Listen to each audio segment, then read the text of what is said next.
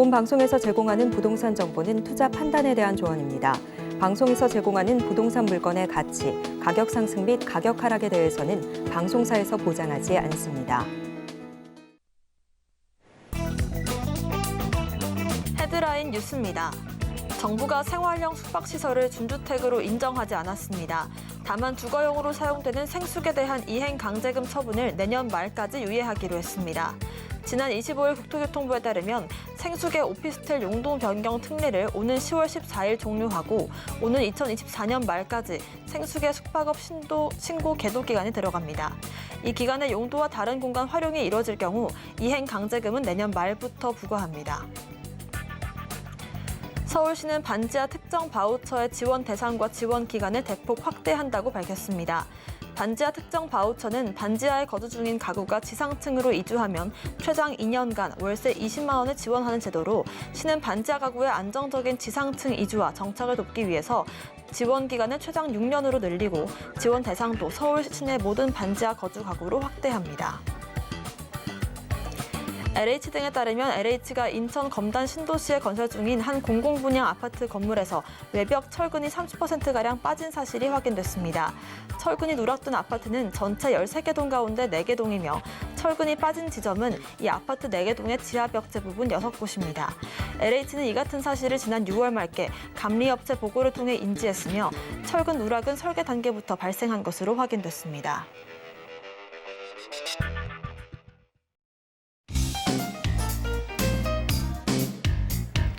안녕하세요. 손에 잡히는 부동산 정보, 부동산 올인원 문다은입니다. 침수 가능성이 높거나 중증 장애인이 거주하는 반지하 가구에 대한 지원책이 대폭 확대됩니다. 서울시가 이들의 안정적인 지상층 이주와 적응을 돕기 위해서 최대 1,440만 원을 지원할 예정인데요. 단발적인 월세 지원뿐만이 아니라 안정적인 정착을 위한 다양한 대비책들이 필요하다는 지적들이 나오고 있습니다.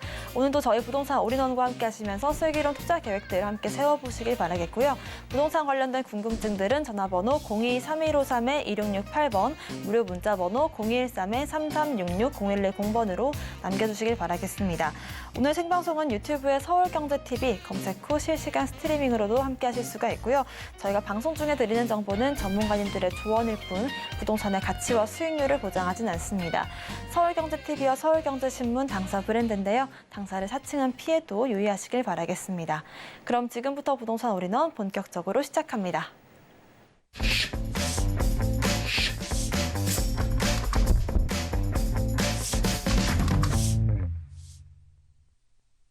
네, 오늘 첫 번째 순서는 강남 부동산 투자 길잡이 박영신 소장님과 함께합니다. 어서 오세요. 네, 안녕하세요. 네, 오늘은 주거 시장의 변화 분석을 짚어주신다고 하는데요. 자세한 내용 전해주시죠. 네, 지난 시간에도 한번 말씀드렸던 것 같은데 이제 주거 시장의 변화가 계속 지속되고 있습니다. 이거는 뭐 극히 자연스러운 현상이고요. 실제적으로 우리가 주거 형태를 봤을 때 아파트, 단독, 다세대, 연립 이거 외에는 사실상 없었던 시절이 있었습니다. 그렇지만 꼭 그런 데서만 거주해야 하라는 법은 없거든요. 주택으로 인정이 되든 안 되든 간에 거주의 편의성만 있다면 실제적으로 현재 주거를 하면서 안정성만 확보가 되는 부분에 있어서는 조금 더 지금 이제 법률이라든가 여러 가지가 조금 더 이제 뭐 계류 중이긴 하지만 이것들이 통과가 되게 되면 아무래도 이제 주거 시장의 변화가 더욱더 가속화될 거다 이렇게 말씀드릴 수 있고요. 일단 첫 번째로 봤을 때 대한주거시장, 특히 이제 주거시장을 현재 대체할 만한 수단이 뭐냐, 또 대체할 만한 공간, 또 현재 그 건축물이 뭐가 되느냐라고 얘기했을 때는 주거를 전체적으로 이제 산업이다라고 얘기했을 때 업무와 숙박으로 나눌 수 있겠죠. 실제적으로 업무 시설로 이제 내가 업무 시설로 쓰고 있는 사무실, 이 사무실을 만약에 주거로 쓸 수 있다면 그렇다면 실제적으로 이 주거 형태로 이제 용도라든가 여러 가지 뭐 법률상의 뭐 제재가 있긴 하지만 이런 것들이 변화만 줄 수 있다면 실제적으로 더욱더 많은 공급량을 늘릴 수 있는 조건이 되는 거겠죠. 또 거기에 숙박 같은 경우 뭐 생활용 숙박시설도 마찬가지고요. 단기 체류, 단기 임대 뭐 이런 것들도 마찬가지입니다. 그래서 단기 숙박 이렇게 같이 봤을 때는 호텔 수요들 특히 이제 관광객들의 수요들을 이제 대체할 수 있는 여러 가지 조건들을 충분히 찾을 수 있다라면 당연히 현재 주거 형태는 여러 가지 형태로 발전될 수 있다라는 얘기고요. 그래서 지금 현재는 실제적으로 주택만 봤을 때 이 주택이라는 개념을 보게 되면 뭐 우리가 알고 있는 도시형 생활주택도 있을 테고요. 그다음에 이제 오피스텔이 대체적인 뭐 아주 대표적인 상품이고요. 그다음에 이제 기숙사를 또 활용한 경우도 있습니다. 그다음에 이제 생활형 숙박시설 이번에 이제 내년부터 이제 벌금 부과된다고 이제 발표된 내용 보게 되면 준주택으로는 아직까지 인정을 안 하겠다 그 얘기겠죠. 그러니까 주택으로는 아직 인정을 할 수가 없다라는 얘기가 되는 겁니다. 그래서 지식생활센터라든가 여러 가지 현재 오피스텔, 도시형 생활주택 이렇게 업무용으로 사용했던 공간들을 주택으로 사용할 수 있다면 얼마나 좋을까. 뭐 이런 것들은 빠르게 실제적으로 뭐 신규 공급을 해서 6년, 7년, 10년 이상 걸리지 않고 기존의 건축물을 이용할 수 있기 때문에 빠르게 공급량을 늘릴 수 있다는 얘기입니다. 그렇기 때문에 당연히 이런 부분이 이제 주택 가격이라든가 임대 시장을 안정화시킬 수 있는 역할을 하지 않겠냐. 뭐 이런 생각도 많이 하는 거고요. 그래서 실제적으로 그런 사람들이 대부분 다 오피스텔이라든가 기숙사, 생활형 숙박시설 이런 데 거주할 수 있는 조건들은 대부분 다 혼자 사는 사람들, 1인 가구가 굉장히 많을 수밖에 없는 겁니다. 자유롭게 옮길 수 있는 조건들, 제약을 받지 않고 아이가 있는 집에서는 실제로 이런 거주 형태에서 거주할 수가 사실상 없죠. 그렇기 때문에 당연히 1인 가구, 특히 이제 1인 가구를 현재 실제로 증가세가 굉장히 가파르기 때문에 1인 가구를 현재 타겟으로 해서 그 혼자 사는 사람들 인구 비율을 맞춰서 꼭 굳이 방 2개, 화장실 3개 이렇게 갖출 필요 없이 혼자서도 충분하게 공간을 늘릴 수 있는 원룸이라든가 1.5룸 이런 형태로 가게 되면 당연히 실질적으로 현재 대한주거시장도 더욱더 그에 맞춰서 움직일 수 있지 않겠냐. 1인 가구 증가 추세와 대한주거시장은 아무래도 상관관계가 있습니다. 그렇기 때문에 당연히 같이 움직일 수밖에 없는 거고요. 현재 2025년도까지는 34.3%가 1인 가구가 된다라고 통계가 나온 거고요. 물론 이제 길게 봤을 때 2050년도까지는 현재 39%대까지 1인 가구 비중이 전체 가구 중에 늘어난다. 그러면 이 혼자 사는 인구가 당연히 뭐 젊은 층만 있는 건 아니기 때문에 20, 30대부터 70대까지 봤을 때 연령 비중을 보게 되면 2005년도에는 20대 이하 비중이 22.8%였습니다. 그다음에 이제 30대가 19.9%, 한 15년 정도, 한 17년 정도 됐죠. 17년 전에만 해도 그랬는데 40, 50대까지 26%. 그리고 이제 연령층 봤을 때는 현재 고령층이라고 하는 60대부터 70대까지는 비율이 얼마 안 됐었는데 이게 2050년도로 가게 되면 현재 젊은 층 인구들과 중장년층 인구들은 많이 줄어듭니다. 줄어들면서 이제 노인 인구가 급격하게 늘어나기 시작하면서 42.9%, 10가구 중에 4가구는 혼자 사는 독거노인이다. 이 얘기입니다. 그렇게 되면 당연히 젊은 층 인구들이 비율이 줄어든다. 저출산 문제 때문에 그렇습니다. 젊은 층 인구들이 줄어들게 되면 생산 가능한 생산 유발 효과를 일으키는 생산 인구가 줄어들고 또 경제활동 인구가 줄기 때문에 국내 특히 이제 우리나라 전체적인 국가적인 역할을 봤을 때는 굉장히 큰 문제다 이렇게 얘기할 수 있고 이렇기 때문에 이런 통계만 보더라도 혼자 사는 인구 비율이 점진적으로 늘어나되 그 중에서는 현재 독거노인 특히 이제 중장년층 이상 되는 노년층의 인구 비율이 급격하게 늘어날 수밖에 없다. 이 내용이 되는 겁니다. 그래서 이런 부분은 뭐 지금은 이제 중장년층이 언젠가 노년층이 되겠죠. 이 부분에 포함되는 겁니다. 여러 가지 여건들이 앞으로는 이렇게 변화가 생기는 부분에 대해서는 대한주거시장도 반드시 필요하다라고 얘기할 수 있고요. 그러면 이제 대한주거시장이 언제부터 시작됐느냐? 대략 통계를 봤을 때는 2010년도부터 아마 얘기가 많이 나오기 시작했었던 시점일 겁니다. 그때 봤을 때는 대한주거시장의 전체적인 비율을 봤을 때 수도권과 비수도권을 나누어서 봤을 때 비수도권 비율이 현재 8.1% 정도 되고요. 그다음에 26.9%가 수도권. 이 비율이 쭉 늘어나고 있죠. 늘어나면서 현재 2021년도까지 봤을 때는 실제적으로 현재 122만 가구 정도가 현재 실제적으로 대한주거 가 필요한 사람들, 현재 대한주거에 현재 거주하고 있는 사람들의 비율이고요.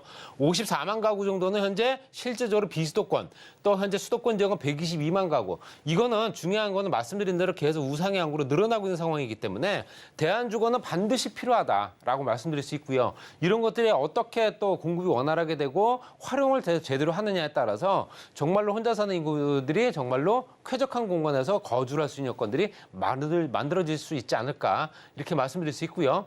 유형별로 봤을 때는 이제 딱 2가지만 놓고 보게 되면 대한주거시장의 대표적인 상품이 오피스텔과 현재 도시형 생활주택입니다.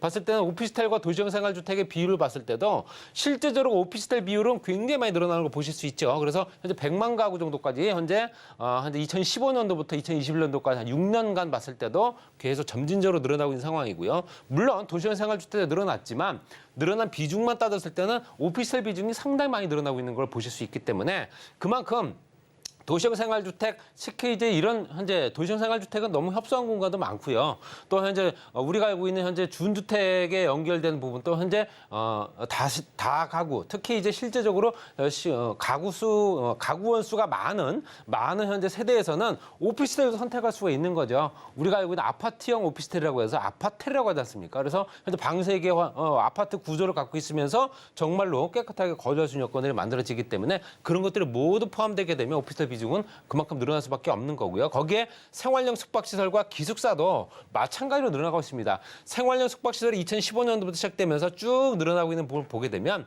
현재 주택에 포함되지 않고 현재 비과세 여건도 받을 수 있는 여건에 또 쉽게 구입할 수 있는 여건들 또 현재 실제적으로 그렇게 비싸지 않은 가격으로 분양받을 수 있는 여건들이 되기 때문에 통장 필요 없고요. 여러 가지 여건들이 그만큼 현재 투자자들 특히 이제 현재 돈을 조금 더 목돈을 종잣돈을 마련을 해서 정말 꾸준하게 월 수입을 보장받을 수 있는 여건들이 얼마나 될까라고 계산하는 그런 수요들이 늘어나고 있는 거다 보실 수 있습니다. 그래서 지식산업센터도 당연히 기숙사로 현재 활용할 수 있는 여건들, 기숙사도 마찬가지로 주거 형태로 쓸 수 있는 여건들이 늘어나긴 하지만 생활형 숙박시설은 아주 급격하게 들어가고 있기 때문에 이런 부분에 대한 법령 개정이 현재 얘기가 되고 있는 부분이다 이렇게 말씀드릴 수 있고요.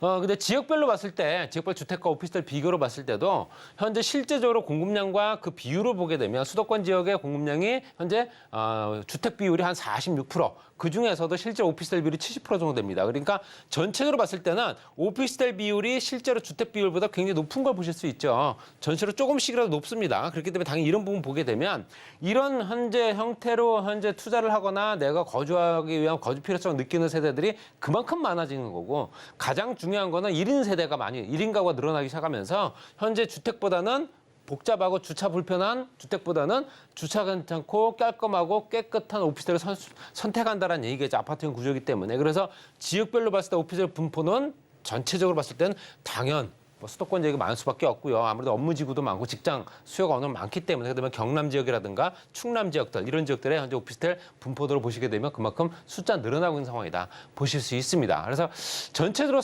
전체 우리가 수도권 지역을 서울, 경기, 인천을 봤을 때 어떤 지역에 오피스텔 공급이 많이 되느냐. 서울 지역 같은 경우는 현재 강남 도심이라든가 위례라든가 영등포 여의도라든가 현재 마곡 이런 지역에 오피스텔이 많이 현재 진행되고 있고요. 거기에 또 이제 지방 쪽으로 가면 분당이라든가 광교라든가 아니면은 인천 부평 쪽이라든가 아니면 일산 그다음에 미사 이런 지역의 오피스텔이라든가 지식산업센터가 굉장히 많이 공급되고 있는 걸 보실 수 있습니다. 그래서 보통 이제 수도권 지역의 용도 지역별로 봤을 때 오피스텔이 현재 들어설 수 있는 땅은 어떤 용도냐. 대부분 다 상업 지역이죠. 상업 지역, 일반 상업 지역과 중심 상업 지역 현재 일반 상업 지역들이 같이 포함되는 비율이 뭐 거의 한 80% 이상 될 테고요. 거기 준주거도 가능합니다. 준주거라든가 주거 지역에 들어가는 경우도 있겠죠. 그렇기 때문에 당연히 이런 물건들은 대부분 다 상업 지역이 있다 보니까 교통 편의성이라든가 접근성이 굉장히 좋을 수밖에 없습니다. 그래서 사람들이 찾을 수밖에 없는 여건들이 그만큼 용이하다 이렇게 말씀드릴 수 있고요.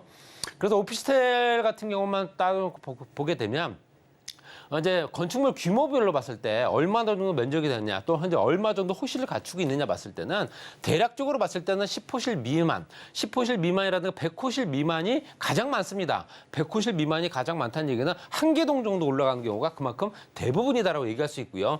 100에서 200개라든가 아니면 500호실 이상 되는 비율은 그만큼 작기 때문에 대단지보다는 현재 나홀로 세대들이 굉장히 나홀로 오피스텔들이 굉장히 많은 걸 보시게 되면 당연히 100호실 미만짜리 오피스텔들이 그만큼 많을 수밖에 없고 그중에 면적을 보게 되면 20평방미터 미만, 그러니까 6평 미만이죠. 6평 미만이 13.1%, 그 다음에 20평방부터 30평 미만, 9평 미만짜리들이 대부분 다 40%, 40%. 그러면 결론적으로는 이제 9평 미만 되는 부분이 현재 한 53% 된다는 얘기입니다. 그만큼 아까 말씀드렸던 1인 가구가 그만큼 현재 오피스텔 수요가 많이 차지하고 있는 비중을 보실 수 있고요. 나머지 비중 봤을 때는 그렇게 큰 높은 비중이 아니기 때문에 이런 가족 단위 구성의 현재 주거용으로 쓰는 아파트 같은 경우 찾는 경우는 있겠지만 대부분은 53% 정도는 현재 9평 미만짜리의 오피스텔을 선호한다 이렇게 말씀드릴 수 있고요.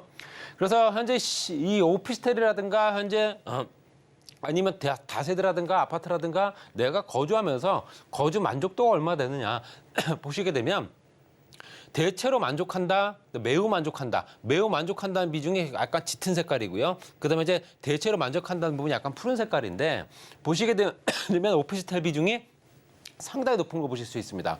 그렇기 때문에 당연히 오피스텔은 거주 만족도가 그만큼 높을 수밖에 없다라고 얘기할 수 있고요. 거기 연립이라든가 현재 다세대라든가 단독 이런 비중도 높긴 하지만 그에 비해서 오피스텔 비중이 상당히 높은 걸 보실 수 있다 말씀드릴 수 있고요. 그다음 유형별 주거 환경에 대한 전반적인 만족도를 보게 되더라도 오피스텔의 월등히 높습니다. 대한주거 시장이 그만큼 더욱더 커질 수 있는 요건들이 만들어진다 이렇게 말씀드릴 수 있고요. 이런 부분을 꼭 참고하셔서 앞으로 투자처를 어떻게 결정할 거냐 이런 부분을 결정 내리시면 될 것 같고요. 또 오피스텔과 아파트의 매매가 대비 전세 비율 보시게 되더라도 현재 오피스텔 비율이 77%, 현재 아파트가 55% 정도 되기 때문에 그만큼 갭 투자도 가능하다. 보통 갭 투자를 하는 비율은 부동산 가치를 보기에는 가격 상승이라든가 사용 가치가 얼마 되느냐 따지죠. 내가 임대를 놓을 수 있으니까. 그래서 자본 수익률이 얼마 될 테고 임대 수익률이 얼마 되느냐. 이걸 합쳤을 때 투자 수익률이 되는 겁니다. 이 수익률이 얼마 될 수 있느냐. 물론 현재 같은 고금리 시대에는 수익률이 다소 떨어지는 건 사실이긴 하나 은행 금리보다 높다면 당연히 투자를 해야 되는 건 당연한 거고요. 그래서 현재 실제로 은행 금리를 빼고 나서 전체적으로 내가 이 정도 수익을 가져갈 수 있다면 투자를 할 수 있는 여건들은 충분히 만들어져야 됩니다. 그리고 내년부터 전반적으로 부동산 시장이 아마 조금씩 더 좋아질 예상을 하기 때문에 지금부터 준비를 하셔서 이제 대한주거 시장이라든가 오피스텔, 생활형 숙박시설 이런 다세대 주택 이런 것들을 아무래도 조금 더 관심을 가져보시는 게 어떨까 이렇게 정리하겠습니다. 네, 이렇게 해서 변화하고 있는 주거 시장에 대한 분석을 해주셨는데요. 저희가 세미나도 안내를 해드리겠습니다. 2024년 총선과 부동산 시장 정책을 짚어주신다고 하는데요. 앞서서 말씀해주신 것처럼 부동산 시장의 변화를 함께 짚어보고 싶으신 분들은 아래 보이시는 02-3153-1668번으로 연락 주시면 좋을 것 같습니다. 이어서 부동산 정보 체크도 함께 만나보겠습니다. 소장님의 첫 번째 지역부터 만나보겠습니다. 첫 번째 지역은 서울시 서초구 서초동입니다. 3호선과 신분당선, 양재역 역세권에 위치해 있는 상가고요. 시세는 11억 5천만 원에서 14억 원까지 예상되고 있습니다. 네, 첫 번째 지역은 서초동에 위치해 있는 상가인데요. 자세한 입지부터 확인해 보겠습니다. 네, 면적으로 따지게 되면 30평 정도 되는 상가고요. 1층 상가입니다. 그리고 현재 실제적으로 전철역을 이용할 수 있는 거는 분당선과 3호선, 신분당선과 3호선을 이용할 수 있고요. 그리고 더블 역세권을 위치하면서 전철역과 거리는 한 채 1분이 걸리지 않는 50초 정도 거리. 거기에 경부속도로 제어 사업이 또 현재 세로 축으로 강통되면서 앞으로 변화가 많이 생길 겁니다. 그렇게 당연히 그 주변에 어느 정도 영향을 미칠 수밖에 없고요. 아래쪽에 서초구 RNC 단지 같은 경우도 현재 활성화되고 있는 상황이기 때문에 인구 유입이 더욱더 가속화되고 있고 특히 중요한 생활인구, 특히 이제 직장인구들이 늘어나고 있는 상황이다. 오른쪽에 도곡대치 역삼부터 해서 아파트 단지라든가 아니면 현재 실제로는 재건축 단지뿐만 아니라 학군 수요들 그리고 강남대를 중심으로 왼쪽으로 봤을 때는 서울교육대학교라든가 아니면 그 주변의 학군 시설들뿐만 아니라 그 주변 서리풀공원 또 이제 그 주변이 또 굉장히 확장되고 있는 상황이고 업무지구로요. 그리고 법조단지 이런 것들 같이 연결되기 때문에 강남과 서초를 연결하는 강남대로의 초역세권이다 이렇게 말씀드릴 수 있고요. 강남역과 신분당선 양재역 같이 이용할 수 있습니다. 우성아파트 사거리부터 뱅뱅사거리, 강남대로, 강남역, 삼성타운까지 연결되기 때문에 당연히 젊은 층 인구들이 가장 많이 붐비는 지역이죠. 교통노선도 상당히 좋고요. 그렇기 때문에 당연히 이 주변에는 뭔가가 될 수 있는 조건이 되고 자금들이 계속 유입되는 지역이죠. 신동아라든가 우성이라든가 무지개 이런 재건축 단지 5천 세대가 이미 거의 마무리가 되는 상태고 신동아만 남아있죠. 롯데라든가 삼성이라든가 대기업들의 유유부지를 통해서 그 유통시설과 상업시설들이 같이 또 확충될 예정이고 또 지능아파트 같은 경우도 재건축 준비하고 있기 때문에 여러 가지 여건들이 굉장히 변화가 생기면서 주변에 부동산 시장을 굉장히 자극을 할 겁니다. 그래서 업무시설 밀집 지역대에 있는 강남역과 양재역 이 구간도 그만큼 더 활성화될 수밖에 없는 거고요. 강남역부터 현재 신논현역까지 상업시설은 뭐 다 아시는 지역입니다. 그래서 이 주변에 젊은 층 인구들이 워낙 밀집되어 있다 보니까 권역 자체가 워낙 좋은 지역이다. 이렇게 설명드리겠습니다. 그리고 경부속도로 지하사업 말씀드린 대로 제2차 고속도로 건설 계획 안에 다 들어가 있는 부분이고 이게 2025년도까지 반영을 하는 겁니다. 그래서 당연히 실제로 내년 후년까지 반영이 되는 예산까지 편성이 됐고 지하 공간을 통해서 개발을 하되 지상 공간을 어떻게 할 거냐 봤을 때 서초 양재 IC 구간, 반포 서초 IC 구간별로 봤을 때는 연구개발시설, 주거상업시설들, 복합문화예술단지가 같이 만들어지기 때문에 그만큼 이 주변이 또 직장 인구가 더 폭증을 하면서 그 주변에 또 생활 환경도 굉장히 달라지기 때문에 영향을 미칠 수밖에 없고요. 현재 GTX 노선 같은 경우도 이제 계속 노선이 확장되고 있는 상황입니다. 그래서 더 추가 노선도 얘기가 되고 있는 상황이고요. A 노선이 가장 빠르죠. 그중에 C 노선에 해당되는데 의정부부터 군포까지 연결되는 현재 삼성역 다음역이 바로 양재역으로 확정됐습니다. 그래서 지역공간 지하 최저층을 통해서 GTX가 지나가고 그 위로 3호선과 신분당선이 연결되기 때문에 통합 환승센터가 만들어지면서 이 주변이 굉장히 활성화될 겁니다. 개통전 효과를 반드시 볼 수 있는 지역이다 보실 수 있고요. 또 권역 자체가 워낙 좋다 보니까 지상 공간도 같이 움직여줘야 됩니다. 그래서 양재역, 서초구청, 양재일동, 양재 전화국 일대를 현재 권역 자체를 만들어서 현재 용역 재정비 용역 착수가 들어가 있는 상태고요. 그렇기 때문에 당연히 그 중에는 서초구청도 복합 사업으로 같이 연결되기 때문에 이런 부분 꼭 참고해 보시기 바라고요. 그리고 현재 양재 IC 주변은 현재 R&D 센터가 이미 조성되고 있죠. 삼성, KT, LG, 현대까지 연결되면서 연구원 단지, 전문 연구원 집단이 아니라 일반 직장인까지 같이 연결되기 때문에 스타트업 밸리부터 현재 창업가들이 즐길 수 있는 또 이 지역에서 또 기업 활동을 할 수 있는 여건들이 만들어지기 때문에 당연히 그 주변의 인구 구성들이 상당히 좋아질 수밖에 없다 말씀드릴 수 있습니다. 전용 면적이 30평 정도 되는 큰 상가고요. 11억 5천만 원에 14억 원이고요. 임대 금액 5천만 원, 보증금을 400에서 450만 원 정도. 대출 가능 금액 8억 원에서 9억 8천만 원 잡게 되면 실투자 금액이 3억 원에서 3억 7천만 원 정도 소요되는 물건입니다. 초역세권, 1분이 안 걸리기 때문에 완전 초역세권이죠. 전철역 2개 이용할 수 있고요. 현재 트리플 역세권, GTX까지 연결됩니다. 그리고 높은 임대로 또 우수한 수익률, 또 임대가 또 가능하고 또 자영할 수 있는 여건이 되기 때문에 활용 가치가 높은 초역세권 상가다. 이렇게 정리하겠습니다. 네, 초역세권에 위치해 있는 서초동 상가 지역 속에 들어봤고요. 두 번째 정보 체크도 바로 만나보겠습니다. 소장님의 두 번째 지역은요, 바로 2호선에 위치해 있는 역삼 역세권에 위치해 있고요. 분리형 1.5룸 구조의 오피스텔입니다. 시세는 3억 2,500만 원에서 4억 6,500만 원까지 예상되고 있습니다.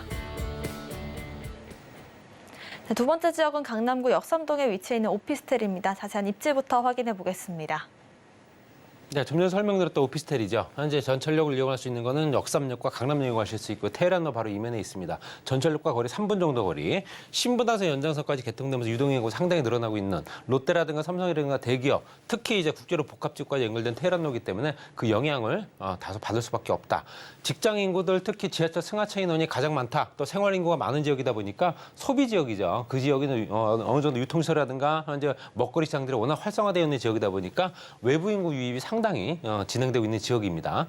그리고 현재 그 주변에 IT 기업이라든가 엔터테인먼트 기업들이 워낙 많다 보니까 그 주변 젊은 층, 2030 세대들 혼자 사는 젊은 직장인들 수요를 가장 많이 받아볼 수 있는 지역이죠. 혼자 사는 인구 비율이 당연히 이 지역이 가장 높을 수밖에 없기 때문에 당연히 1인 가구들, 원룸과 1.5룸 수요가 그만큼 많다 말씀드릴 수 있고요. 서초역부터 잠실역까지 늘어나는 테헤란로 연장선 상에 들어가 있는 부분은 롯데치성과 코롱, 라이온 미싱 부지를 통해서 국제업무 상업 복합개발지구, 서초역과 연결된 지역은 정보사 부지가 현재 개발되고 있는 상황입니다. 그래서 블록체인이라든가 4차 산업혁명의 클러스터, 거기에 경부고속도로 지하사까지 연결되겠죠. 대표적인 상품이 이제 강남국제로 복합지구, 이거 개발되면서 그 주변이 굉장히 활성화되고 있기 때문에 당연히 테헤란로가 또 확장되면서 인구 유입이 더욱더 폭증하고 있는 지역이다 보실 수 있습니다. 그래서 강남, 역삼, 선릉, 삼성까지 연결된 벤저산업벨트 안에 들어가 있기 때문에 권역 자체도 워낙 좋고요. 완전 체육세권이고 전철역과 연결된 상업지다 이렇게 말씀드릴 수 있습니다. 그리고 현재 국제로 복합지구는 상층부가 5개 권으로 나누어서 국제 교로부터 문화, 산업까지 같이 연결되고요. 지하층 개발은 지하 6층까지 개발하면서 통합 환승센터뿐만 아니라 GTX, A노선, C노선, 위례신서, 트램까지 같이 연결되기 때문에 이런 부분이 그 주변의 인구 유입, 특히 유동인구가 워낙 많을 수밖에 없는 지역이다 이렇게 말씀드릴 수 있습니다.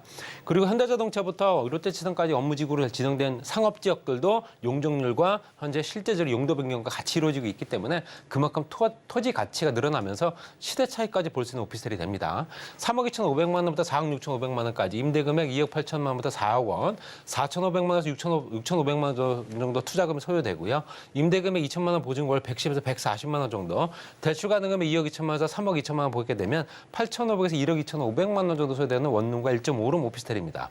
테헤란로 직장인 밀집 지역의 임차 수요 당연히 많고요. 수익률 높을 수밖에 없죠. 그리고 또 현재 실질적으로 토지 가격이 급등하기 때문에 일석이조의 현재 시세 차이까지도 볼 수 있는 오피스텔이다. 이렇게 정리하겠습니다. 네, 이렇게 역삼동 지역 소개까지 들어봤고요. 세미나 안내도 해드리겠습니다. 2024년 총선과 부동산 정책을 짚어주신다고 하는데요. 자세한 일정과 예약 문의는 02-3153-2668번으로 문의 주시길 바라겠습니다. 오늘 부동산 정보 체크 함께 해주신 박영신 소장님과는 여기서 인사드릴게요. 고맙습니다. 네, 오늘 소개해드린 부동산 정보 체크는 네이버 TV 부동산 사람들 통해서 확인해 보실 수가 있고요. 저희는 부동산 정보 체크 다시 한번 화면으로 정리해 보겠습니다. 부동산 올인원 오늘의 핵심 정리입니다. 지속적인 수요가 커지는 지역들 주목해봤습니다. 첫 번째 지역은 서초동 알아봤는데요. 상권 수요 유입이 기대되는 지역이었습니다. 두 번째 지역은 역삼동 알아봤습니다. 국제교류 복합지구의 수혜 기대감 속에 체크해봤습니다.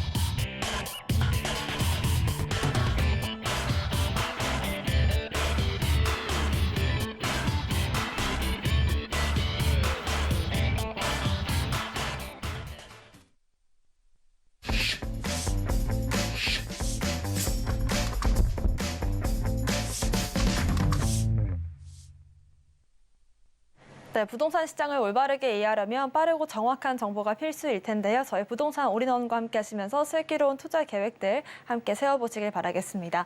이번 순서는 부동산계 뉴스타 김성진 소장님과 함께합니다. 어서 오세요. 네, 오늘은 미리 보는 국토부의 부동산 대책을 짚어주신다고 하는데요. 자세한 내용 전해주시죠. 네, 추석 전에 이제 발표할 예정이었던 공급 대책이 또 방금 전에 바로 이제 따끈따끈하게 또 발표를 했습니다. 미리 보는 국토부 부동산 대책으로 제가 준비를 해왔는데 오늘 이제 방금 전에 이제 발표를 했기 때문에 새로운 자료를 가지고 또 말씀을 드릴 수 있는 것들이고 제가 한번 살펴보니까 한번 급하게 제가 또 짧은 시간에 많이 읽어보고 나왔는데 그렇게 대략적으로 큰 규모의 그런 대책은 없었던 것 같습니다. 아무래도 뭐 PF의 금융 지원이나 현재 부동산 시장의 공급을 위해서 향후 2년, 3년 뒤에 또 공급을 위해서 많은 이런 조기 인센티브랄지 그런 것들이 포함되어져 있는데 그렇게 뭐 크나큰 대책의 변화는 없었다는 것을 말씀드리면서 한번 살펴보도록 할게요. 자, 추석 전에 발표 예상되는 국토부의 부동산 공급 대책의 내용이죠. 첫 번째로는 이제 부동산 PF 만기 연장 및 건설사의 보증 지원에 대해서 금융 지원에 대해서 지원을 해주겠다라는 것을 또 발표를 했고요. 그것들이 이제 프로젝트 파이낸싱이죠. PF라고 하는데 이것들이 이제 만기 연장이랄지 또 보증 지원이랄지 이러한 금융 지원을 대체적으로 많은 것들을 완화를 시켰고요.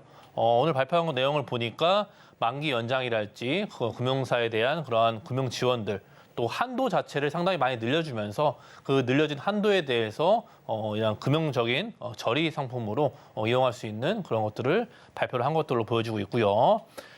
즉 이런 PF의 유동성 확대를 시켜야 사업이 진행이 되고 또 공급도 원활하게 적재적소에 공급을 원하는 곳에 공급을 할 수 있기 때문에 PF의 유동성 확대를 통해서 공급에 대한 그런 정책을 늘릴 수 있는 방향을 지원을 해주는 것으로 발표를 했고요. 또 건설 자재 가격의 상승이랄지 부동산의 경기 침체가 장기화되면 장기화될수록 또 경기 상황이 너무 안 좋기 때문에 또 공급이 상당히 공급에 대한 이런 차질이 예상되는 부분이 있을 수 있겠죠. 이것들을 이제 풀어내기 위해서 이러한 PF 유동에 대한 유동성 확대를 통해서 금융 지원을 이번에 발표를 했고요. 이런 정부 지원 차원에서의 확대된 발표들이 현재 오늘 날짜부로 또 발표를 했다라는 것까지 말씀드릴 수 있을 것 같아요. 현재 뭐 공사를 앞두고 있거나 또 시공을 하고 있거나 이러한 공사를 진행하고 있는 입장에서는 상당히 이번에 오늘 발표된 내용들을 한번 꼼꼼히 살펴보시면서 이런 정부의 금융 지원에 대한 혜택을 받아보시는 게 좋지 않을까 싶습니다.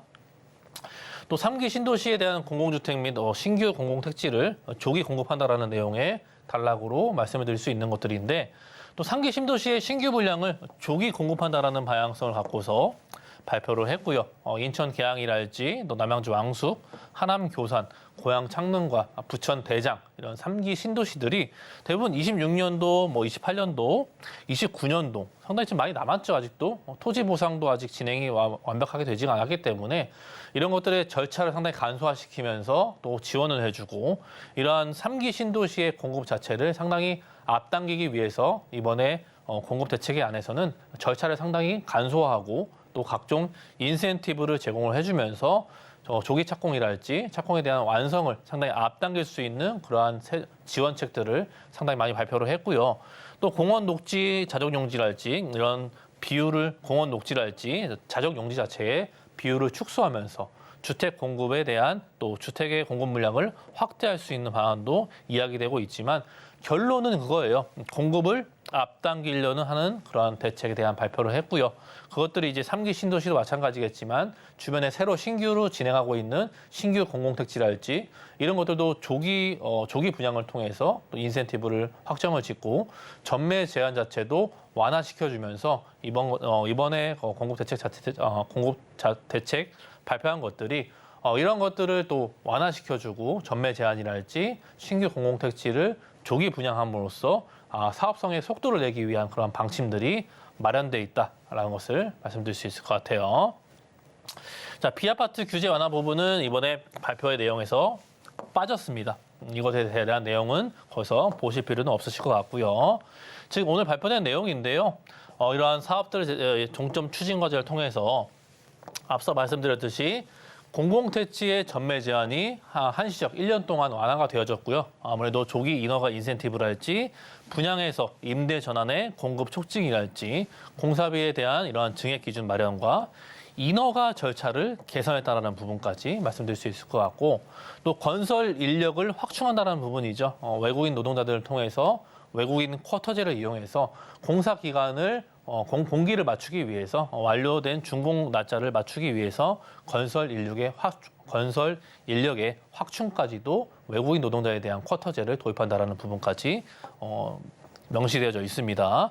또 이러한 규제 정상화 입법이 완료가 됐기 때문에 입법을 통해서 앞으로 개정을 하겠다라는 모습을 보여주고 있고요.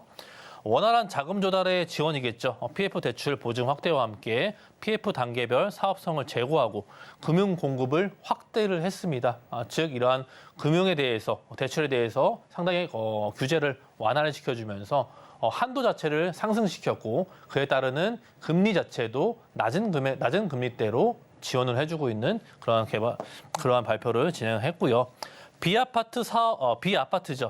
비아파트의 사업 지원 자체도 비아파트의 자금 조달 지원이랄지 규제에 대한 부분을 어느 정도 일정 수준 완화시켜주면서 상업 지역이나 준주거 지역에 있는 이러한 도시형 생활주택 60제곱미터 이하의 도시형 생활주택에 대한 부분을 다소나마 규제를 완화시켜주는 모습도 보여주고 있고 아무래도 이번에 되게 상당히 또 기대를 많이 했었던 이 비아파트 부분에 대한 규제 완화 부분이 상당히 많이 축소가 되면서 다양한 발표가 안 된 것들이 상당히 좀 아쉬운 부분도 있겠지만 향후 또 오피스텔이나 도시형 생활주택들 이런 것들에 대한 규제 완화가 24년도에도 예정돼 있기 때문에 양도세에 대한 부분까지도 같이 포괄적으로 포함해서 말씀을 드리는 시간을 갖도록 할 거고요.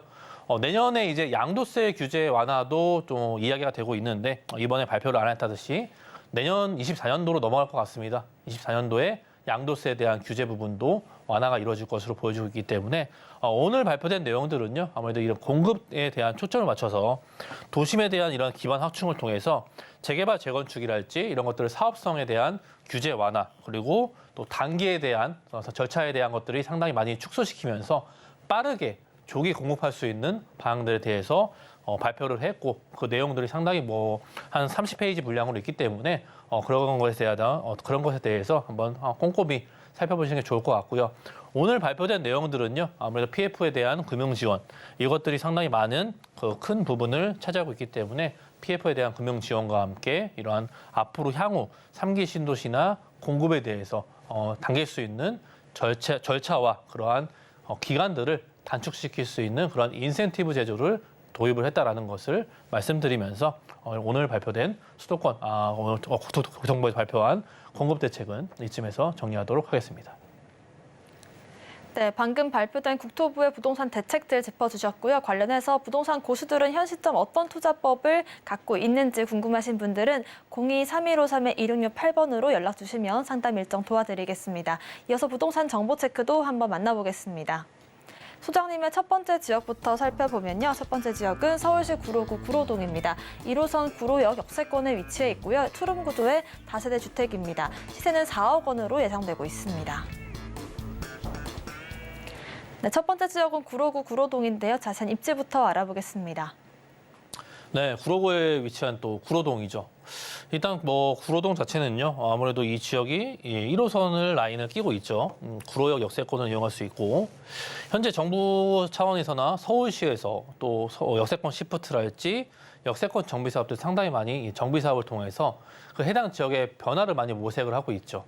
노후된 지역들은 그런 개발을 통해서 이런 지역적인 이미지가 변하게 되고 또 역세권을 끼고 있는 대규모 단지가 탄생이 됨으로 인해서 그 지역들이 상당히 많이 인프라 개선이 되고 지역의 변화가 많이 예상이 되고 있다는 부분을 말씀드릴 수 있는 거고 오늘 발표했던 내용들을 살펴보면은 이제 공급 대책에 의해서 이러한 소규모 정비 사업들 또 가로주택에 대한 기준 자체가 2만 제곱미터에서 4만 제곱미터로 규제가 완화가 됐기 때문에 4만 제곱미터의 그러한 넓은 면적을 또 규제적인 완화를 통해서 더욱더 넓은 구역을 설정할 수 있다는 것도 말씀드릴 수 있을 것 같고 이 구로동 자체가요 역세권 시프트나 역세권 정비 사업 등 그런 정비 사업을 통해서 많은 변신을 준비하고 있고 단계적으로 밟아가고 있는 그 해당 지역이 바로 이 구로동이기 때문에 구로동 역세권 350m 반경과 또 500m 반경까지도 충분히 많은 사업지들이 계획을 진행을 하고 있고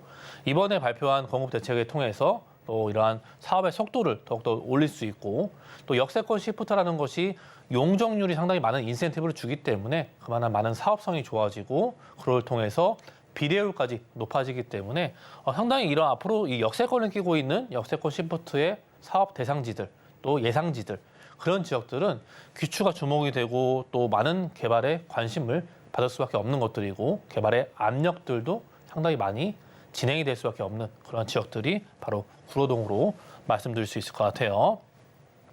자, 구로동은요, 바로 위쪽으로는요, GTX B라인 너무나 잘 아실 것 같아요. 신도림역에 바로 지하철역 한정거장으로 이동하면은 신도림역에 이제 GTX B라인이 들어오게 되고요. 또 아래쪽에는 구로의 뭐 지벨이랄지 바로 위쪽에 2정거장, 3정거장만 움직이면은 여의도를 품고 있기 때문에 주변에 대형 업무 단지들을 끼고 있고 그렇기 때문에 대형 업무 단지들 주변으로는 주거 지역이 많이 형성이 될 수밖에 없는데 그러한 낙후되고 노후된 주거지가 바로 구로동에 위치하고 있기 때문에 많은 개발을 통해서 주변에 이미 간선도로망이랄지 또 지하철 노선들 대중교통은 현재 인프라가 너무 확충이 잘 되어져 있고요. 그걸 통해서 이러한 대규모 단지로 변할 수 있는 그런 구로동이 변신을 하게 된다라면은 앞으로 주변의 여의도랄지 구로의 지벨리랄지 뭐 각종 간선도로망을 통해서 이동의 편리성도 상당히 제공을 잘 되어지고 있는 입지를 가지고 있기 때문에 귀추가 상당히 주목이 되는 것들이고 그만큼 현재의 가치가 미래 가치가 더욱더 기대가 될 수밖에 없는 또 입지를 가지고 있는 것을 보여주고 있습니다. 자, 구로동 현장은요, 임장을 통해서 한번 지켜보시면 아시겠지만 저층주거지와 또 상당히 협소하고 이것에 상당히 저층주거지 50년 된, 60년 된 이런 주택들이 질비하게 배치가 되어져 있습니다. 그것이 바로 이 구로역 역세권을 끼고서 그러한 주택 단지가 형성이 되어져 있기 때문에 이 지역의 변신은 시간이 지나면 지날수록 그러한 압박은 상당히 심해질 수밖에 없는 것들이고요. 그러한 해당 조건들이 상당히 많이 있지만 그 조건들은 하나하나씩 또 완성해 나가고 있는 모습을 보여주고 있기 때문에 상당히 계속적으로 말씀을 드리는 것들이 바로 이 구로동을 말씀을 드리는 것들이고 이런 투자금 대비해서 많은 이러한 비례율의 상승이랄지 가치의 상승분이 상당히 기대가 될 수밖에 없는 현재 여건들을 또 많이 충분히 가지고 있는 지역이다라고 말씀을 드리고 있습니다. 그만큼 역세권 반경 350m 이내에 들어오는 역세권 1구역을 가칭으로 말씀을 드린 것들이고요. 이번에 많은 서울시에서 발표된 내용들을 통해서 많은 것들이 변화가 일어나고 있지만 그 조건들이 하나하나 만족이 되고 있는 지역이 바로 구로동이기 때문에 구로동의 역세권 지역들을 꾸준히 말씀을 드리는 것들이고요. 역세권 시프트는 인센티브를 많이 준다고 말씀드렸어요. 용적률 자체가 구로동 자체는 600%를 받을 수 있기 때문에 이러한 600%의 인센티브를 통해서 역세권을 끼고 대형 규모의 아파트 단지가 생겨난다는 것은 그 지역의 크나큰 많은 변신이 바라보고 있고 그만큼 많은 그런 변신을 통해서 지역적인 이미지가 많이 변경될 수 있는 목적성도 충분히 가지고 있다라고 말씀드릴 수 있을 것 같고요. 자, 금액대가 4억 원대에서 4억 2천만 원대 현재 형성이 되어져 있고요. 대지 지분도 상당히 또 많은 대지 지분을 갖고 있기 때문에 안정적인 규모를 가지고 있고 현재 전세가 자체가 2억 원대 중반에 충분히 시장에서 흡수가 되어지고 있기 때문에 투자 금액 자체가 1억 원대입니다. 1억 원대 중반이겠죠. 1억 원대 중반으로 접근할 수 있는 금액대가 상당히 역세권 시프트의 유망지로서 투자금 자체가 상당히 함정인 가격을 갖고 있다는 것을 강조를 드릴 수 있는 것들이고요. 또 이런 임대 수익 월 차임 형식으로 가져가시기 위해서는 보증금 한 3천만 원 정도의 월 100에서 110만 원까지도 수익형으로 접근할 수 있기 때문에 월세 수익형이나 또는 전세 투자로 인해서 또 임대사업자의 혜택도 있기 때문에 임대사업자를 통해서도 접근할 수 있는 다양하게 접근할 수 있는 부분을 보여주고 있는 또 구로구에 위치한 구로동으로 정리하겠습니다. 네, 이렇게 첫 번째 지역 구로구 구로동 지역 소개 들어봤고요. 두 번째 정보 체크도 만나보겠습니다. 소장님의 두 번째 지역은 바로 서울시 동작구 노량진동입니다. 1호선과 9호선 노량진역 역세권에 위치해 있고요. 투룸 구조의 다세대 주택입니다. 시세는 4억 6천만 원에서 4억 8천만 원까지 예상되고 있습니다. 네, 두 번째 지역은 동작구 노량진동인데요. 자세한 입지부터 알아보겠습니다.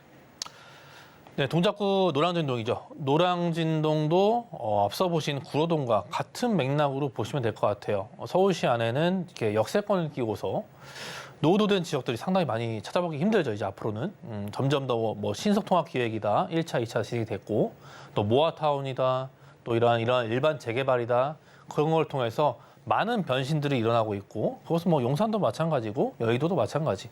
용산의 재개발, 또 여의도의 재건축. 또 강남 쪽의 라인들에 있는 또 재건축도 많이 활성화되어져 있고 즉 개발을 통해서 그 지역이 어떻게 변신을 하고 있고 또 어떠한 사업성을 갖고 있는지 현재 서울시에서는요 역세권 시프트를 바라봐야 되는 우리 투자자 입장에서는요 역세권 시프트 상당히 많이 봐야 됩니다. 이것이 사업성이 좋고 또 비례율 또한 상당히 높기 때문에 이러한 인센티브를 가져갈 수 있는 그런 사업성을 또 추진을 하고 있고 서울시에서도 적극적으로 이러한 많은 지원을 해주고 있죠.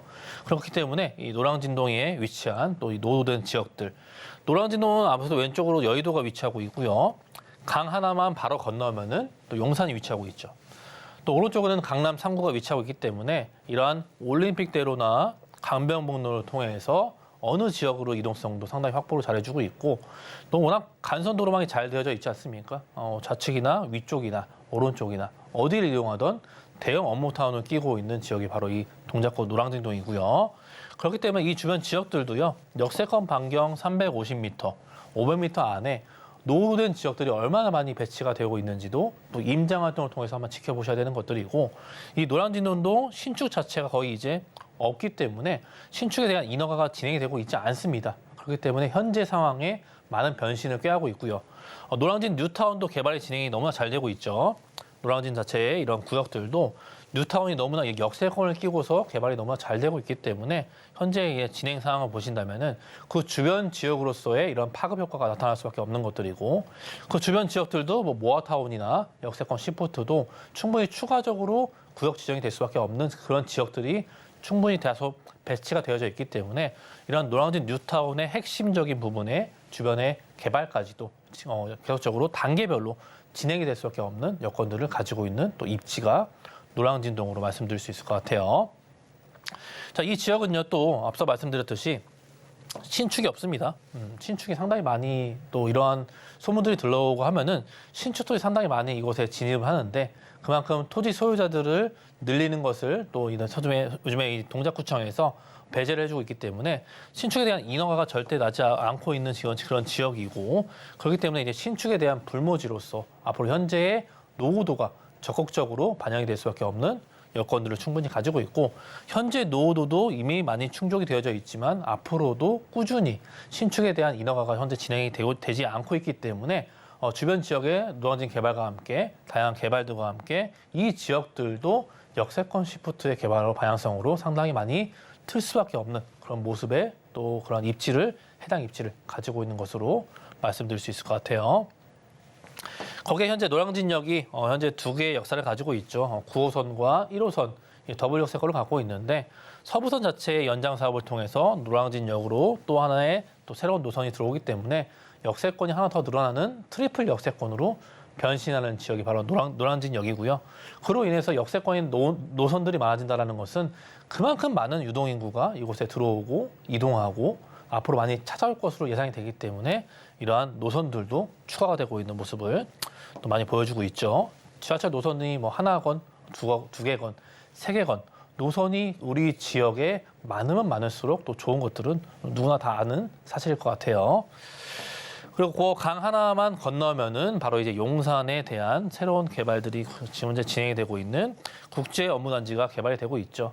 용산도 대규모적으로 개발을 하고 있고 강하로 반대편으로 다양한 업무처와 함께 일자리가 너무 무수히 많이 늘어날 수 있는 대규모적인 개발들이 진행이 되고 있기 때문에 앞으로 이 노량진동은 이러한 입지적인 특색이나 또 주거 지역으로서의 목적성이 개발을 할 수밖에 없는 입지를 가지고 있는 것을 또 말씀드릴 수 있을 것 같아요.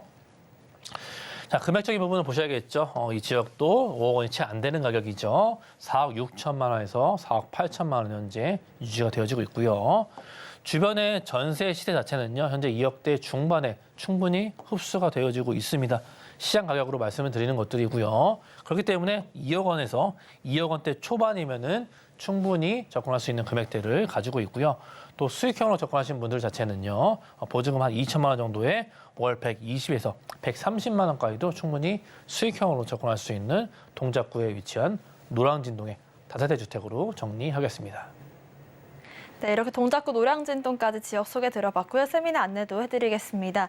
김성진 소장님께서 부동산 고수들의 현 시점 투자법을 짚어주신다고 하는데요. 자세한 일정과 예약 문의는 02-3153-1668번으로 연락 주시기 바라겠습니다.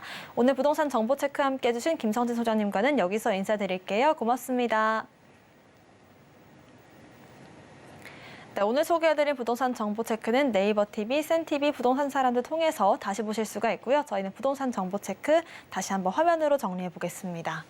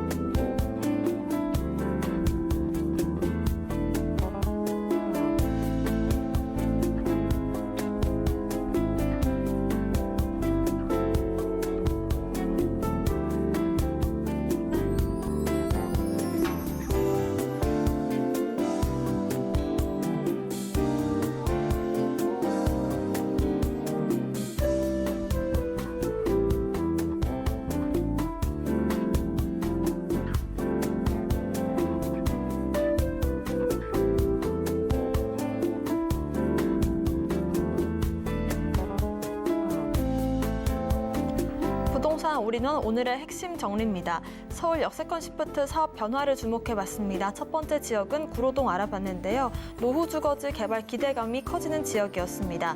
두 번째 지역은 뉴타운발 인프라 수혜 기대감 속에 노량진동 알아봤습니다.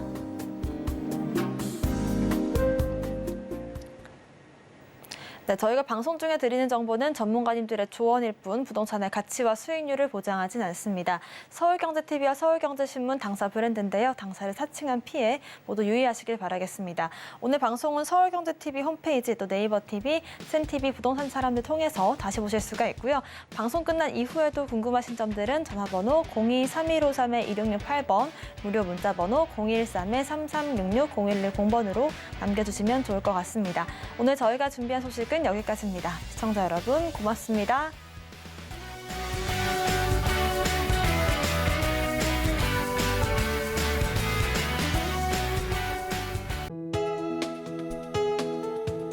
본 방송에서 제공하는 부동산 정보는 투자 판단에 대한 조언입니다. 방송에서 제공하는 부동산 물건의 가치, 가격 상승 및 가격 하락에 대해서는 방송사에서 보장하지 않습니다.